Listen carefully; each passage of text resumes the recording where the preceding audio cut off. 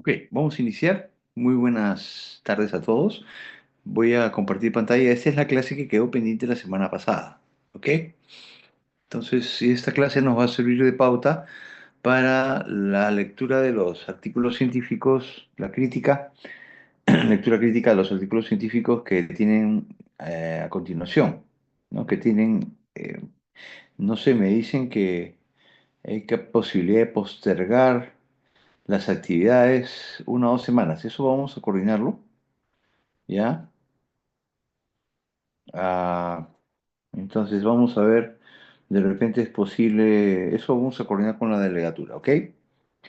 Pero esta pauta que damos hoy va a servir para que puedan ustedes hacer la lectura crítica de los artículos que ya tienen, que ya se les ha enviado, ¿ya? Vamos a, segundo.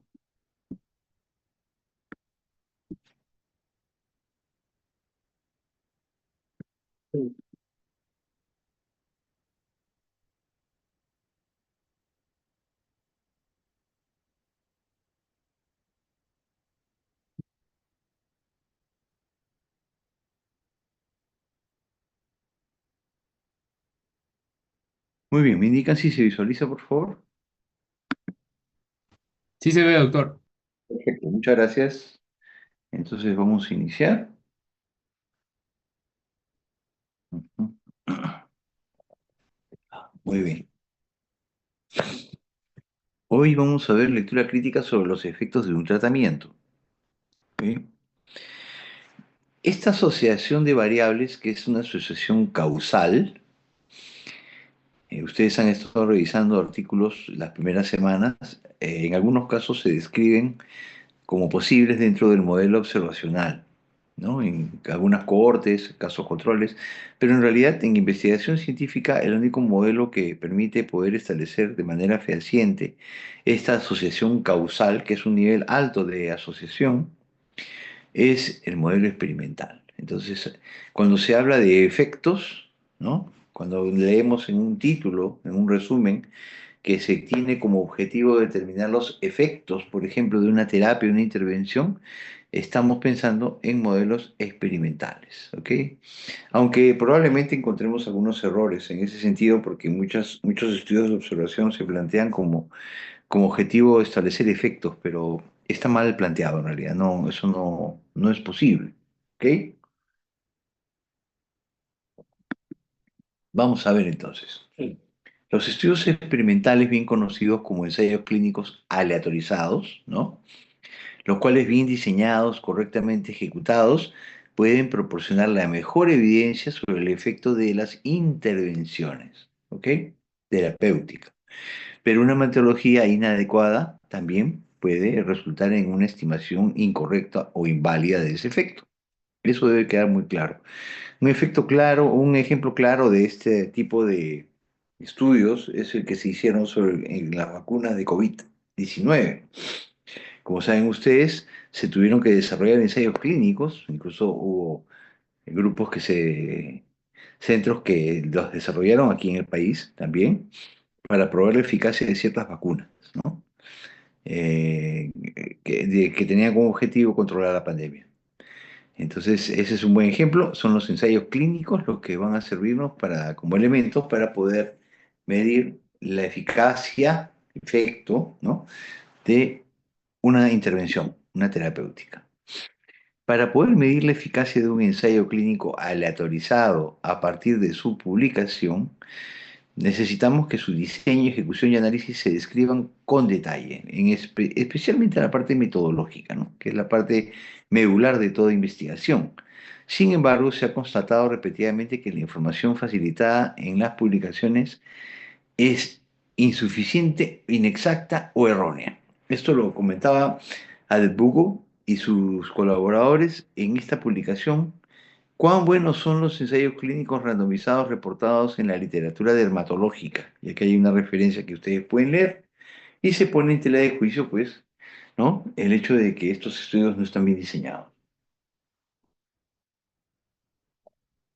Hace poco me mandaron unos trabajos para revisar y sorprendentemente tenían como descripción que eran ensayos clínicos aleatorizados, pero increíblemente no tenían de ensayo clínico aleatorizado, no tenían nada.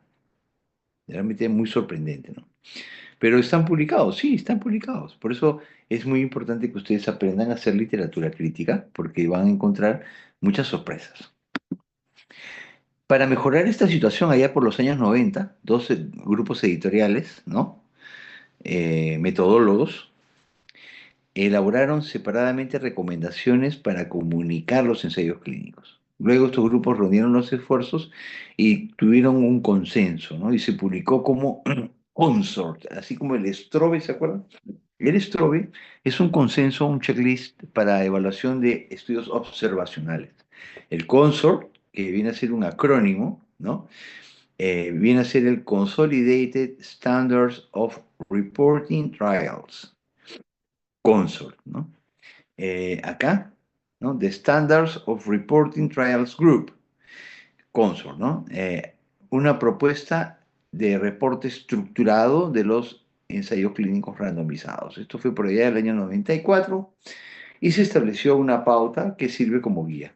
Sería muy bueno entonces, así como han estado utilizando el STROBE, que ustedes puedan a partir de hoy usar en los artículos que los que vienen son ensayos clínicos, para que puedan ustedes aplicar esta plantilla CONSOL, ¿ok? CONSOL es un checklist o lista guía, como le dicen, ¿no? De los puntos que se consideran críticos y que por lo tanto deben incluirse en todo informe y comunicación de un ensayo clínico y un diagrama para ilustrar el flujo de individuos participantes durante un ensayo clínico. Esto lo decía Campbell y sus colaboradores del grupo Consort, ¿no? Extensión de los ensayos clínicos anidados en el British Medical Journal del año ya 2004. El objetivo de esta guía, este checklist, es facilitar la lectura crítica, justamente lo que ustedes están aprendiendo. Estos primeros pasos deben estar soportados, guiados a través de alguna orientación, y esto sirve como una orientación importante, ¿no? Es para facilitar su lectura crítica, su interpretación, orientando a los autores, revisores y editores cómo debe comunicarse este tipo de estudios. Al igual que el Strobe, el Consol presenta la traducción de 22 puntos que constituyen la guía Consort, acompañados de un breve comentario, ¿no? En Internet tenemos este link. Se puede consultar la justificación de cada punto incluido en la guía, así como ejemplos publicados de lo que vendrían a ser publicaciones que están correctamente hechas como un ejemplo, ¿no? Así, ¿no? Vamos entonces a analizar punto por punto el consort.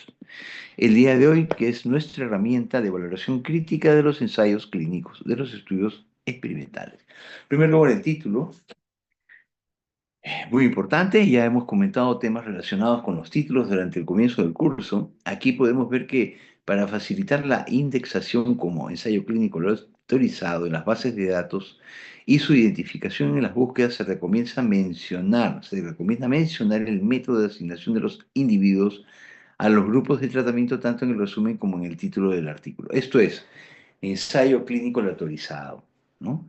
Eso lo van a ver ustedes. Por lo general, cuando es un estudio de este tipo, se coloca en el título. ¿Por qué? Porque es lo que va a llamar la atención. A todos nos debe llamar la atención de observar un ensayo clínico en nuestro campo de acción, porque son estudios de un buen nivel de evidencia que buscan determinar eficacia terapéutica por lo general. Entonces, es muy relevante que en el título se mencione, ¿no? Como les digo, hay buenos ejemplos de cómo se puede, en el caso de ensayos clínicos, los van a ver en los artículos que les he enviado, se menciona este detalle, ¿no? Lo mismo tanto en el título como en el resumen. Eso va a facilitar para que ustedes sepan claramente que están ante un ensayo clínico y puedan prestar su atención en el mismo.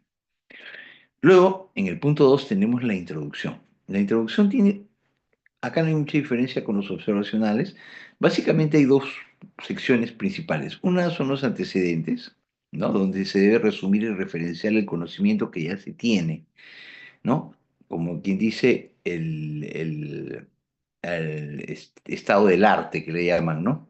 O una revisión de literatura, así como razonar la necesidad del ensayo. son condiciones para cumplir con el principio ético de evitar la exposición innecesaria de los individuos a riesgos de una investigación que no se necesita.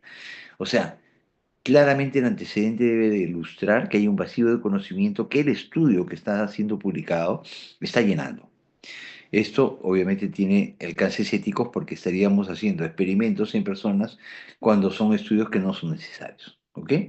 Ahora, algunos ensayos clínicos se pueden haber evitado haciendo una revisión sistemática de los previos, ¿no? Ya no hay necesidad. Si ya tenemos ensayos clínicos, quizás no haya necesidad de hacer uno más, sino habría que sacar conclusiones de los que ya existen. Por eso la introducción debe hacer referencia a los ensayos clínicos previos, similares, y a posibles revisiones sistemáticas y metaanálisis de dichos ensayos. Las revisiones sistemáticas y metaanálisis son las clases que vamos a tener luego a continuación, que son un tipo de estudios de secundarios, ¿no? Otro punto que no se ha mencionado en la cápita anterior y que debe ser relevante, y ahí ustedes siempre deben apuntar al mismo, en la parte de la introducción, que son los objetivos. El objetivo debe estar claramente planteado en el último párrafo de la introducción. Recuerden eso, al igual que en los observacionales, en los ensayos clínicos también. En el párrafo de introducción, el último párrafo. Tercer lugar, la parte metodológica. Acuérdense ustedes. Acá, el modelo que yo les planteaba, siempre comenzábamos métodos con diseño, ya sabemos que es un ensayo clínico, pero después viene población, muestra, muestreo, ¿correcto? En los ensayos clínicos, la población de individuos definida por la condición clínica de interés se registra mediante criterios de selección como puede ser la edad, comorbilidades, con medicación. Todos los criterios de selección, que son distinción entre criterios de inclusión y exclusión, es innecesaria utilizados deben definirse explícitamente, así como los métodos utilizados para reclutar a los pacientes, que es el muestreo. Entonces, en esta parte, en el punto 3, población, muestra, muestreo, con las características que ya conocemos. Recuerden ustedes, la población, la muestra, la población, por definición, es el grupo de pacientes a los cuales se les extrapola los resultados del estudio. La muestra es un grupo de pacientes que representan a la población, pero tiene que tener características en cantidad, que es el tamaño muestral, y en calidad o características, ¿no? Que son los criterios de inclusión y exclusión. El proceso de muestreo es el proceso en el cual nosotros vamos a conseguir conformar la muestra. Es el proceso de conformación de la muestra. Bien, muestreo. Son tres partes importantes. Dentro de los métodos luego de el diseño, que ya lo hemos mencionado, que está establecido, la población, la muestra y el muestreo, tenemos las intervenciones. Esto es un punto crítico porque recordemos que en estos estudios hay intervenciones. Debe describirse las características de todas las intervenciones, las utilizadas como control, por ejemplo, un placebo, puede ser, o un tratamiento alternativo, particularmente las características de las que presumiblemente pueda depender el efecto. Dos, tres grupos. Los objetivos, acá el punto 5 hay que entender claramente, porque normalmente un objetivo está planteado en la introducción, ¿ok? Pero acá en el punto 5 del consort, ellos mencionan las correspondientes hipótesis, ¿ok? Del ensayo. Y en el caso de los ensayos confirmatorios es necesario distinguir el principal de los secundarios.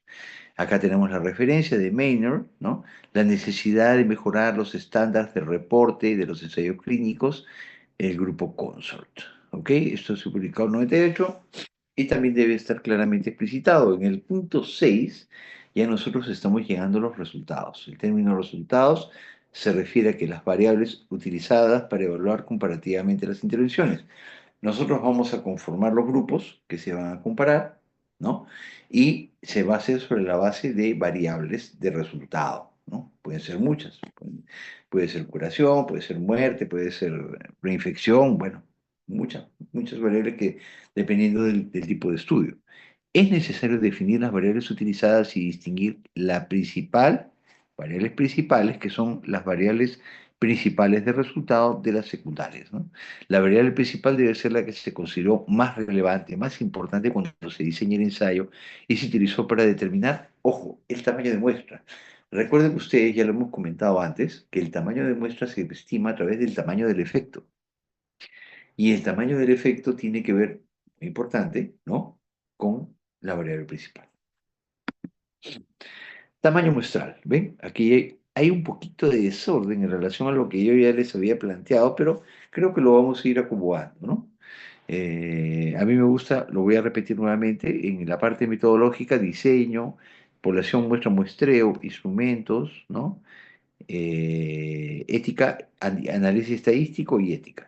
Acá ya no hay, acá en este tipo de estudios no hay estrategias de control de variables confusoras.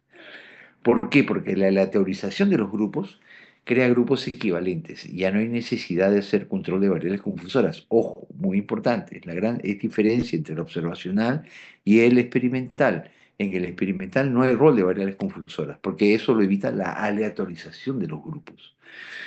¿Ok? Temeos al tamaño de muestra. Cuando se diseña un ensayo clínico, es ética y científicamente relevante asegurar que el análisis principal tenga una potencia adecuada. Acá viene un punto importante. Hemos dicho que el tamaño muestral tiene que ver mucho con la posibilidad, con la validez externa, con la posibilidad de inferenciar resultados en una población. Pero también se comentó, aunque no se ha hecho el énfasis debido probablemente, de que el tamaño muestral tiene que ver con la potencia estadística del estudio. Los tamaños muestrales más pequeños tienen un poder estadístico muy bajo que puede ser incapaz de poder validar las conclusiones del estudio. Entonces, este tamaño muestral, de punto de vista ético y científicamente, es importante de ser asegurado que el análisis principal tendrá una potencia adecuada. Es decir, una probabilidad razonablemente alta de demostrar diferencias clínicamente relevantes si existen entre los dos grupos. Por ello es importante describir cómo se estimó el tamaño muestral. Acá no existe la opción de que se ha hecho un muestreo por conveniencia, que se puso los pacientes que llegaron a la consulta en el último año. Si bien es cierto, como ustedes ven, en la gran mayoría de estudios observacionales que hemos visto durante las semanas anteriores, los descriptivos, los transversales, los casos control, los cortes, creo que en casi todos ellos no se estiman tamaños muestrales. Eso es muy común, pero es un error metodológico porque realmente limita la inferencia a la población. Pero acá adquiere un mayor rigor todavía, ¿ok? Se debe describir cómo se estima, cómo se determina el tamaño muestral, incluyendo estimaciones utilizadas en los cálculos y posibles ajustes para compensar las pérdidas y explicar cualquier discrepancia entre el tamaño muestral pretendido y el que se ha conseguido. La secuencia aleatoria. Esto también es relevante. Recuerden, los ensayos clínicos le dicen ensayos clínicos aleatorizados, ECA. Ese término aleatorización también se utiliza el término randomización. En inglés le dicen Randomized Clinical Trial. Y las siglas del ensayo clínico no son SA, SA es en español. En inglés le dicen RCT, Randomized Clinical Trial. ¿Ok? Randomized es igual a randomización en español y es igual a aleatorización. ¿Ok? Esta asignación aleatoria es uno de los pilares fundamentales del ensayo clínico. Fundamentales, ¿no? Acá descansa la credibilidad de los resultados de un ensayo clínico. ¿Ok? Algunos autores preconizan un procedimiento de asignación no necesariamente aleatorio denominado minimización, pero no es lo mismo. ¿Ok? No basta con afirmar que se asignó de forma aleatoria, sino de explicarse cómo se generó la secuencia de asignación. Vamos a ver un ejemplo. Si yo aleatorizo grupos, voy asignando a los pacientes a cada grupo según una secuencia determinada, puede ser por un software, puede ser algún otro mecanismo que hay muchos, yo puedo conformar dos grupos, correcto. Pero cuando yo hago eso, por ejemplo, yo definitivamente a un grupo voy a asignarle un tratamiento y al segundo otro, bajo algún criterio. Y eso significa que a un paciente se le va a dar de manera arbitraria, en alguna forma, un tratamiento que posiblemente no sea el mejor. Entonces, eso genera lo que todos conocemos como problemas éticos. ¿Qué pasa cuando hacemos queremos corregir eso. Lo que hacemos a veces es, vamos haciendo una secuencia de aleatorización en bloques. Entonces, en un primer momento reciben un medicamento, pero luego en un segundo tiempo reciben el otro. Y al final, en un periodo de tiempo, ambos grupos reciben ambos medicamentos y se van comparando por secuencias. Esa es una aleatorización en bloque, que es una manera de evitar el tema ético. Entonces hay muchas formas de aleatorización que deben ser claramente explicitadas en esta parte. ¿Ok? Asignación oculta. Ese es un término que aquí se ha traducido de esta forma, pero nosotros le vamos a llamar enmascaramiento. Entonces, hasta este punto 9 del consort, nosotros podemos decir que los ensayos clínicos son ensayos clínicos aleatorizados, ¿ok? O randomizados y enmascarados. El enmascaramiento es esta asignación oculta que viene a ser lo que le llamamos los ciegos, ¿ok? Entonces, ¿de qué se trata esto? Para evitar que la asignación de los tratamientos sea sesgada, no solamente tenemos que generar la aleatorización, hay que enmascarar. La forma en que se utiliza esta secuencia es crítica también, al igual que la aleatorización. Si quien ha de decidir la inclusión o no de un individuo en el ensayo conoce la secuencia de asignación de tratamientos, esto es, si yo sé a qué grupo le voy a dar el tratamiento A y a qué grupo le voy a dar el tratamiento B, la decisión estará condicionada por el tratamiento que va a recibir el paciente. Entonces yo podría de alguna forma verme tentado a suponer que sabiendo qué tratamiento ha recibido un grupo A, poder favorecer o no esa hipótesis. Entonces, si yo desconozco qué tratamiento se le ha dado a cada grupo, yo evito este sesgo. Es muy relevante. Entonces, a veces, ¿qué se hace? Nada. Tanto el investigador, ese es el primer ciego, como el paciente, porque a veces el paciente, si el paciente sabe que ha recibido un placebo, de repente él va a decir, bueno, no siento nada. O de repente se dan cuenta, o de repente el paciente ha recibido el tratamiento activo y puede sentir síntomas que no son reales, ¿no? Está sugestionado. Entonces, tanto el investigador como el paciente deben desconocer. Esa es una asignación oculta. ¿Qué tratamientos se han asignado? Esos son un ciego, dos ciegos. Se habla del doble ciego.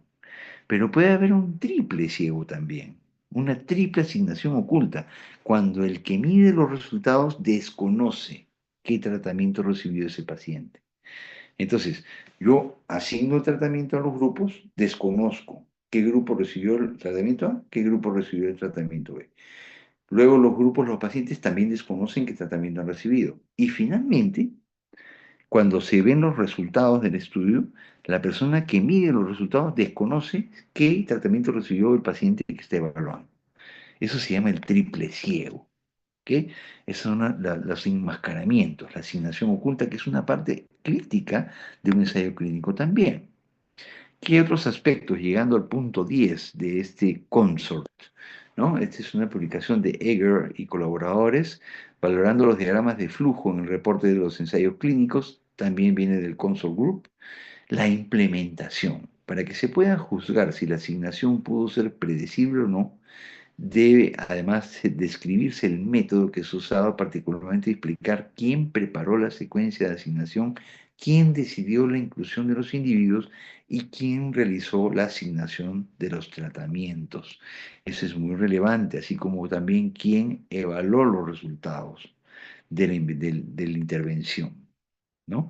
Entonces, ¿por qué? Porque ahí puede haber otro conflicto. Fíjense, ¿ven? En la implementación. Todos estos de aspectos deben ser muy bien detallados en, en una publicación, en un ensayo clínico. Ustedes van a empezar a hacer lectura crítica de ensayos clínicos y todos estos puntos deben estar bien descritos en la parte metodológica. Se van a sorprender de que por lo general no ocurre así, porque hay muchas fallas en la publicación científica. Por eso es que ustedes están aprendiendo lectura crítica.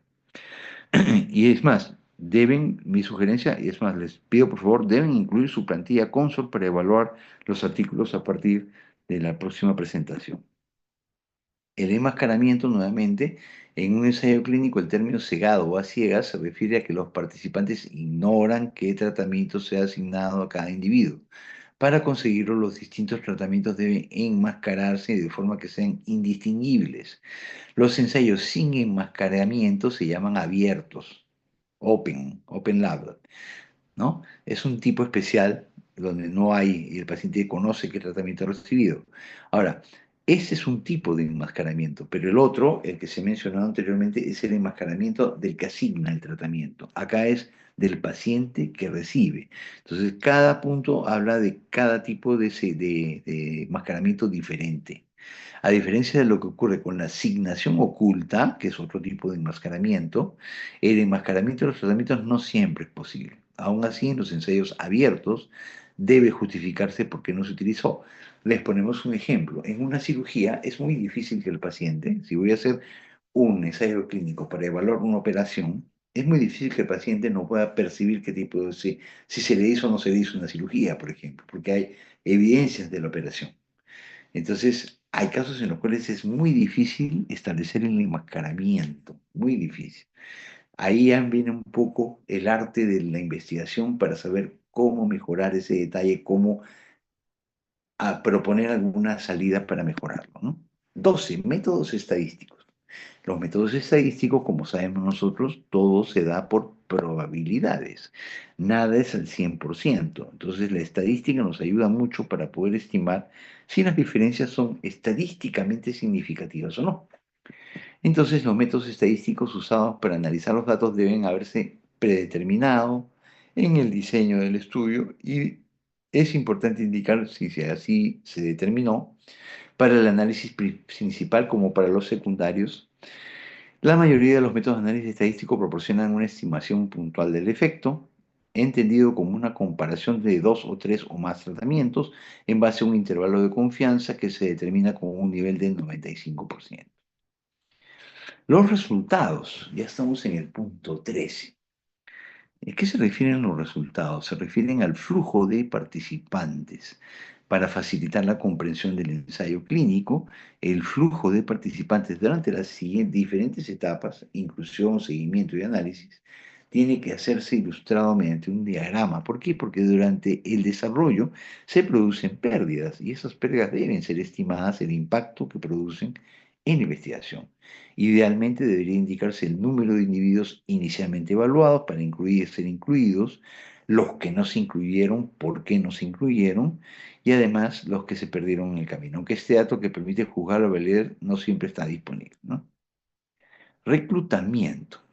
También debemos nosotros encontrar información relacionada a las fechas en que se realizó el estudio para ubicarlo en su contexto histórico. Las fechas de inicio y final del reclutamiento permiten conocer la duración. Es muy importante. En los ensayos en que la variable principal es el tiempo hasta un evento, como por ejemplo el análisis de sobrevivencia, la duración de seguimiento no es la misma para todos los pacientes ya que el ensayo termina en una fecha concreta. En estos casos debe indicarse esta fecha así como una duración mediana del seguimiento. Si el ensayo se ha interrumpido como resultado de un análisis intermedio, debe indicarse. A veces nosotros iniciamos el ensayo clínico, pero los pacientes no todos ingresan al ensayo clínico en el mismo momento. Empiezan a ingresar en momentos diferentes hasta un punto de corte. Por eso se habla que estos tiempos son diferentes para cada paciente. Datos basales, ¿no? En general, las características demográficas, clínicas basales de los individuos que se incluyen en un ensayo son importantes para poder ver hasta qué punto los resultados se pueden aplicar a un paciente determinado para conocer un patrón, una característica. Estas características deben describirse para cada uno de los grupos, el grupo A, B o grupo placebo o grupo control, y es recomendable hacerlo en una tabla, ¿no? Las variables continuas se describen mediante la media y la desviación estándar, ¿no? Mejor que los errores estándar o intervalos de confianza. O mediante los tres cuartiles, en caso de la simetría marcada, las variables cualitativas y las cuantitativas discretas con un número limitado de valores se pueden describir mediante frecuencias. En el punto 16, ¿qué tenemos en los resultados? Números analizados. El número de casos incluidos en el análisis es un dato crítico, ¿no?, para interpretar resultados. Este número queda documentado en el diagrama de flujo para el análisis principal, pero puede ser distinto en otros análisis y debe quedar en claro cuál fue en todos ellos, ¿no? Para eso es muy importante expresar los resultados de las variables dicotómicas en forma de fracción, como figura ahí. En principio, para evaluar la efectividad de las intervenciones es aconsejable realizar el análisis por intención de tratar. O sea, esto se refiere a la inclusión de todos los casos aleatorizados, manteniéndolos en el grupo al que se los asignó, evitando posibles sesgos debidos a pérdidas o exclusiones no aleatorias. Punto 17, siempre dentro de los resultados, ¿no? Acá tenemos, por ejemplo, que todos los resultados principales y secundarios se deben describir por cada grupo de tratamiento. Estos son las variables de resultado, ¿ok? Deben describirse para cada grupo. Por ejemplo, medias, desviación estándar o frecuencia, junto con un estadístico adecuado que compare los resultados en ambos grupos. Diferencia de medias, diferencia de proporciones, riesgo relativo o radio, intención de tratar, etc. Y su respectivo intervalo de confianza. En el punto 18 hay considerar en algunos estudios análisis auxiliares, ¿no? Estos análisis auxiliares, como se denominan así, es inevitable, podemos decir, que un ensayo clínico aleatorizado convenga realizar más de un análisis inferencial. Eso es posible.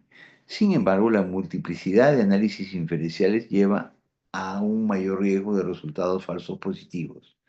Por eso hay que evitar complicar más el escenario haciendo muchos análisis inferenciales. Esto es asociaciones de variables. Hay que resistirse a la tentación de analizar demasiadas cosas, especialmente subgrupos de casos, y debemos concentrarnos en las cuestiones más relevantes previstas en el protocolo que están establecidos en los objetivos de la investigación. ¿Ok? Otro punto importante en los ensayos clínicos se relaciona con los efectos o eventos adversos. Aunque hay ensayos clínicos que se establecen solo para analizar eventos adversos, estos eventos, sobre todo en la parte terapéutica, tienen mucha relevancia, porque cuando nosotros queremos evaluar eficacia, la eficacia también se tiene que medir en términos no solo de la curación o mejora del paciente, sino sobre la posibilidad de que ocurran efectos adversos con las intervenciones, que pueden ser fármacos, por ejemplo. Además del efecto pretendido, la mayoría de las intervenciones tienen también efectos indeseados. Sabemos que toda terapéutica farmacológica tiene efectos colaterales adversos. Eso lo sabemos por farmacología. Y a veces pueden ser indeseables. El equilibrio entre los beneficios y los riesgos es lo que se va a juzgar para poder finalmente estimar si esta intervención es aceptable, no solamente los aspectos positivos. Por tanto, va a ser imprescindible facilitar datos acerca de efectos adversos.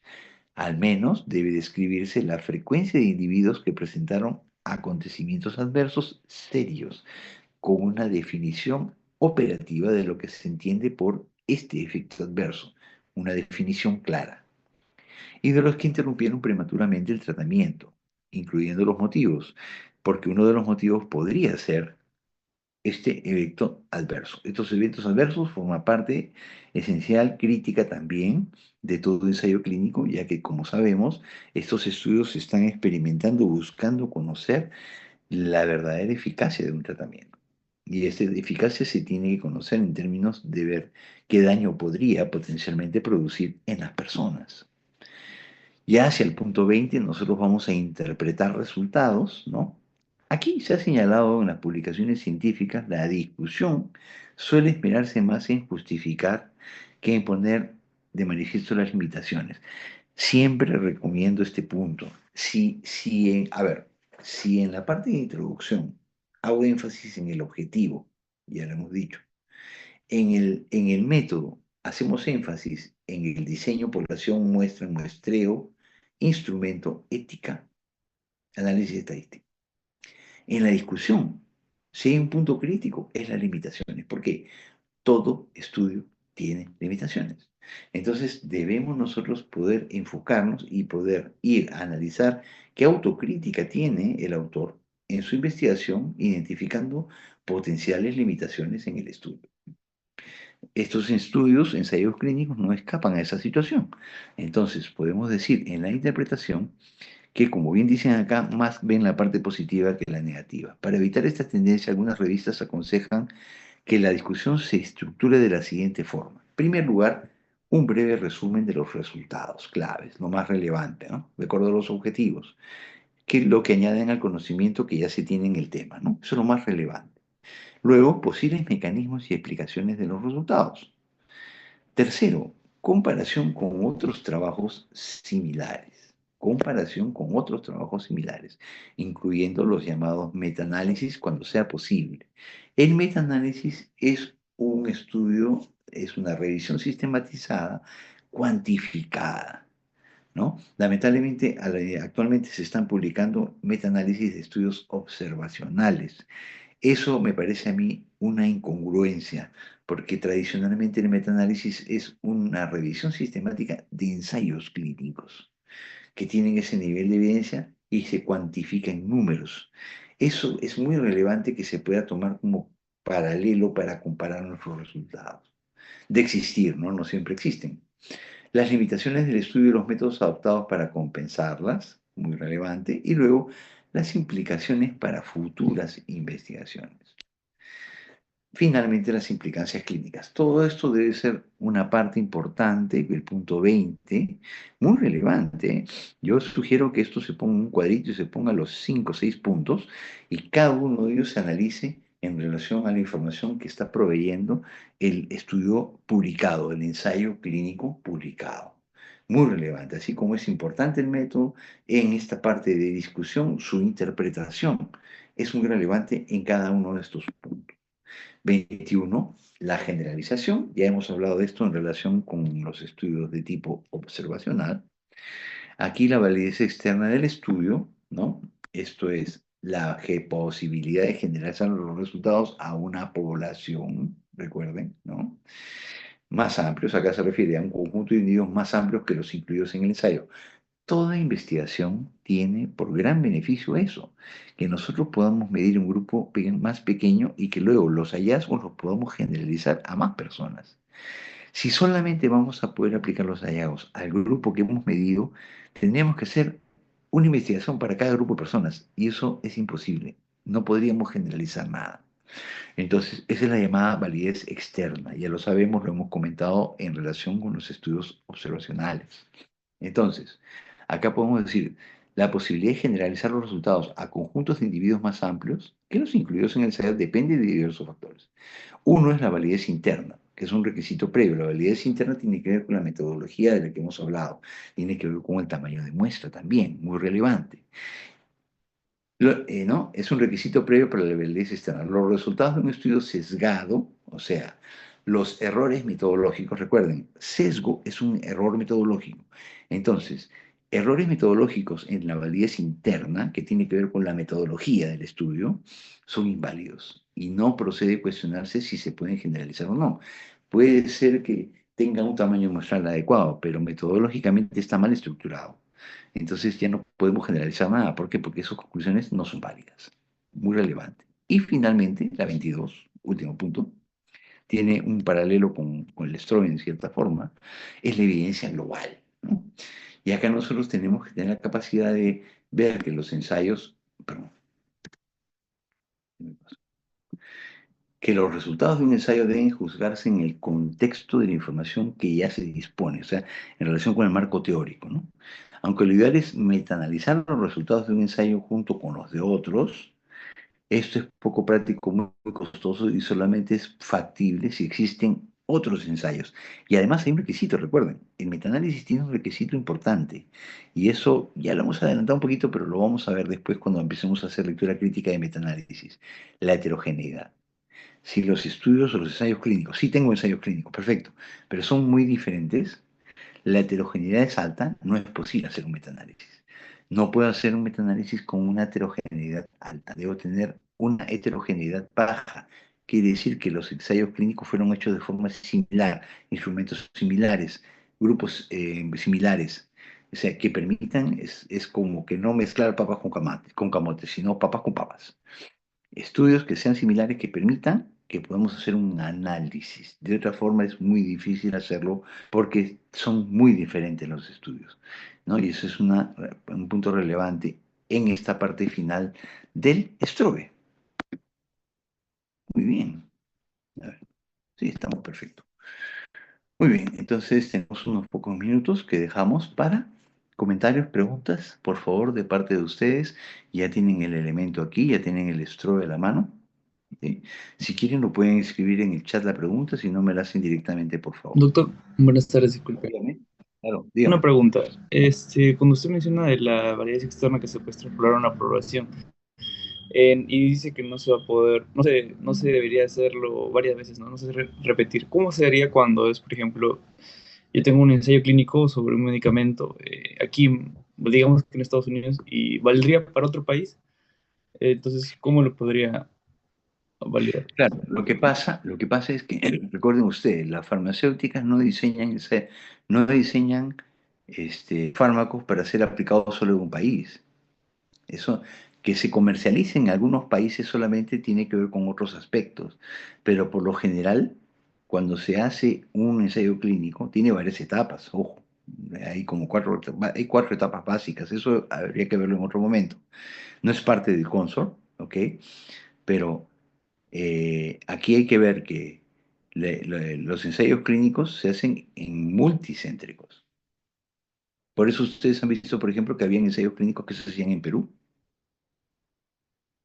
Se hacían, ¿se acuerdan? El COVID. Y no eran los únicos. Entonces, cuando se tiene ese tipo de fármacos que se desarrollan para ser de uso, es de uso mundial, ¿no? Se hacen de forma multicéntrica y se hacen en diferentes centros de acuerdo a ciertos patrones de características raciales, culturales, de ciertas cosas que ya están más o menos bien estimadas. Entonces, difícilmente se hace solo. Es más, en este momento los ensayos clínicos se hacen más fuera de Estados Unidos que en Estados Unidos, porque en Estados Unidos es mucho más costoso. Y en ciertos países es menos costoso hacer los ensayos clínicos. Entonces ya se hacen más fuera de Estados Unidos. Y al final lo que se busca es que tengan una validez para ser aplicados de manera global, como ha ocurrido con las vacunas COVID-19, que se han hecho en todo el mundo. Entonces, eso es básicamente para fármacos. Algunos fármacos se comercializan inicialmente en algunos países hasta que los ensayos clínicos se van completando, pero los ensayos clínicos requieren de diferentes etapas y eso toma tiempo también. Hay un momento en el cual ya se puede comercializar, pero necesitamos más información, sobre todo en relación a los efectos adversos de los fármacos, para poder tener una mayor confiabilidad. ¿Sí? Muy bien, acá hay dos preguntas. Ya, el ciego no. La asignación oculta es lo mismo, es ciego. Son dos ciegos diferentes. Lo que figura en el consort, una es la asignación oculta, es el ciego del investigador. Y lo que han mencionado con mascaramiento es el ciego del paciente. Está en dos puntos diferentes, pero se refieren a, porque puede ser hasta triple ciego. Es más, si se dan cuenta, no se ha mencionado el ciego del observador, porque puede ser hasta triple ciego. Entonces, ahí hay que considerarlo, ¿no? Pero si se refiere específicamente a esta pregunta, es muy simple. La asignación oculta, tal como esta figura en el consor, se refiere al cegamiento del investigador. El investigador desconoce qué tratamiento ofrece, entrega. Y el enmascaramiento se está refiriendo al ciego del paciente, que no sabe qué fármaco está recibiendo. ¿Ok? Eso es básicamente. Si ven ustedes el console, lo leen, se dan cuenta claramente cuál es la diferencia entre uno y otro. ¿Ok? Perfecto, muy bien, muy bien. Bien, muy interesante, ¿no? Ahora que ustedes empiecen a aplicar esta plantilla en los artículos que les he enviado, ahí van a empezar a ver lo interesante, ¿no? Cómo empieza a valorarse un ensayo clínico. La idea es que ustedes, terminado el curso, van a valorar un observacional en sus diferentes formas, como hemos visto, van a poder valorar un cualitativo, van a valorar un ensayo clínico, van a valorar un metaanálisis, una revisión sistemática y van a valorar una guía de práctica clínica. Ya saben ustedes, este es un ensayo clínico, este es un caso controlado. Entonces, y ustedes ya tienen esa capacidad es muy importante. Y luego, con la experiencia, porque por ahí hay algunos test estadísticos que, bueno, son muchos, y a veces dice, uy, ¿de qué se trata? Hay cosas que se van aprendiendo, pero en la práctica. Y a la medida que ustedes vayan leyendo y vayan analizando crítica, los artículos van aprendiendo y aprendiendo más. Yo siempre recomiendo ya los profesionales, ¿no? De médicos, que puedan postularse como revisores de las revistas científicas, porque se necesitan revisores.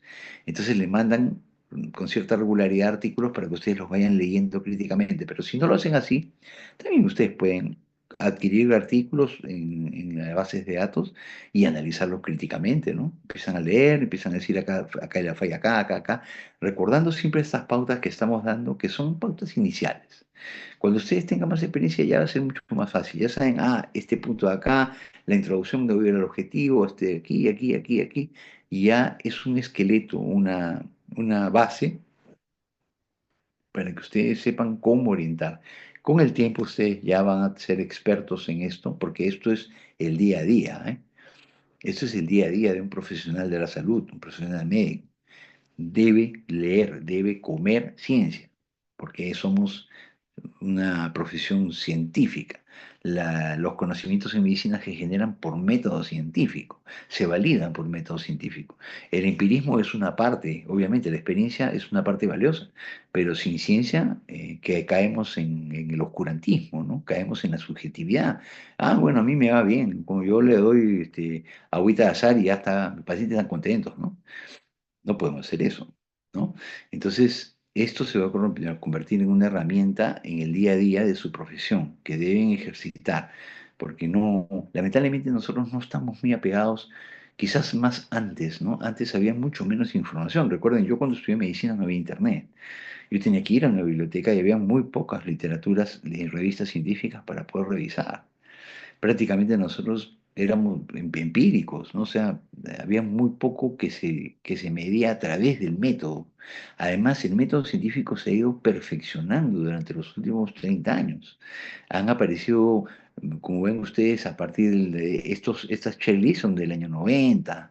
O sea, no son conocimientos muy antiguos, son conocimientos que se han generado recientemente en las últimas décadas y han permitido, debido a la gran cantidad de publicación científica, ir perfeccionándola.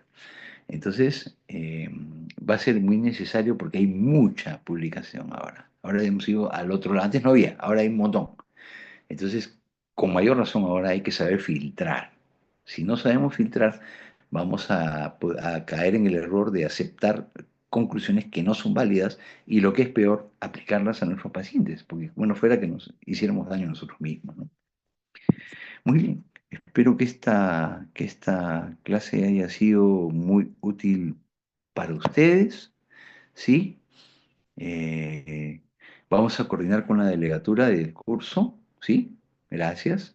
Vamos a coordinar con la delegatura del curso para ver cómo es el tema, porque me han comentado que viajan y luego viene no sé qué actividad y me han pedido poder postergar un poco las actividades.